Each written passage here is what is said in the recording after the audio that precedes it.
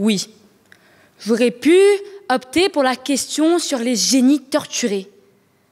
Être trop sensible, décalé du monde qui l'entoure, ça me parle. Mais j'ai opté pour la citation. Apparemment, l'art est un effort pour créer, à côté du monde réel, un monde plus humain. À moi donc l'honneur, mesdames et messieurs du jury, de vous mener à la rencontre d'André Mauroy et de sa perception de l'art. On nous répète sans cesse d'être ancrés dans le réel, comme si la vie ne se résumait qu'à un enchaînement pragmatique. Mais alors, pourquoi écrivons-nous? Pourquoi composons-nous? Pourquoi peignons-nous? Dans notre monde, l'art surgit comme une explosion de couleurs, un Big Bang émotionnel qui redonne à notre humanité sa grandeur. Alors, posons-nous la question, comment l'art peut-il nous aider à mieux nous comprendre et à exprimer notre humanité? Mais d'abord, qu'est-ce que l'art? Un caprice d'esthète? Un exutoire pour rêveur impénitent? Un besoin vital? Je vous avoue que moi, je me sentirais perdue si je n'étais entourée de livres. Depuis mes 6 ans, ils sont mon refuge, un abri quand le monde autour de moi devient trop brut. Pour moi, l'art est une fenêtre ouverte sur 2 mondes qui coexistent, le réel et l'idéal. C'est une force qui nous pousse à voir au-delà du visible, à ressentir au-delà du tangible. Comme l'a si bien dit Victor Hugo, l'artiste est l'homme des utopies, les pieds ici, les yeux ailleurs. Ah, l'artiste, un fou pour certains, un génie incompris pour d'autres, et pour ses parents, généralement, un chômeur en puissance. Aujourd'hui, je me tiens face à vous avec une certitude. Les artistes sont les guerriers de ce monde. Ils ne se contentent pas d'exécuter, ils vivent l'œuvre.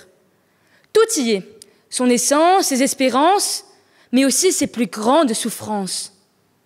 Parfois, la beauté naît de la douleur, les fleurs, du mal, et c'est dans cette souffrance qu'on trouve la force de créer. Mais pourquoi cette dichotomie entre le monde réel et l'artiste? Depuis le 19e siècle, le réalisme s'est allié au matérialisme, imposant une vision de l'existence où le concret l'emporte sur l'éthéré.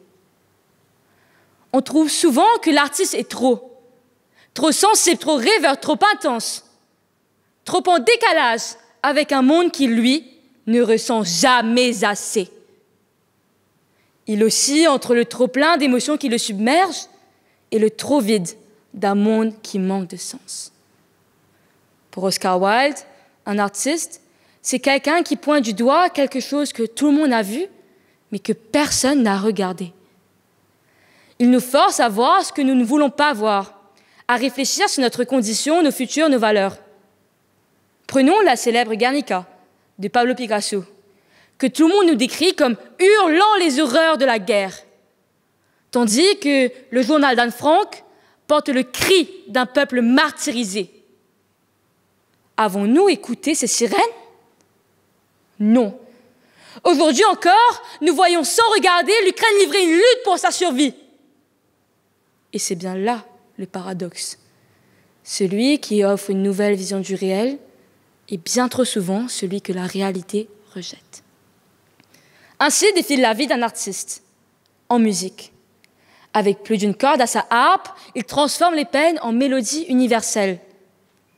La création est donc un effort constant, une maïeutique déchirante, où l'artiste, avec son violon, scelle l'humanité. Peuple des îles, nous sommes tous réunis aujourd'hui autour d'un art, celui de la parole. En unissant les peuples, l'art fait émerger notre vulnérabilité. Et peut-être, dans un instant suspendu, nous s'offre-t-il l'illusion que face à notre œuvre, nous sommes plus humains. L'art est bien plus qu'une falbala. Comme Marcel Lagesse, artiste mauricien, l'évoquait, l'art est une évasion vers le beau, le vrai, mais aussi une joie intense où l'artiste s'isole au fond de lui-même pour l'humanité.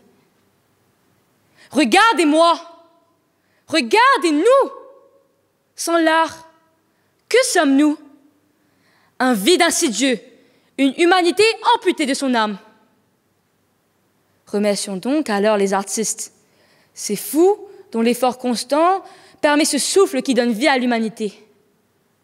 Dans un monde qui a tendance à oublier ce qui compte vraiment, osons, créons, peignons nos émotions sur la toile du monde, sculptons nos idées dans la matière du réel, écrivons nos espoirs entre les lignes de l'histoire.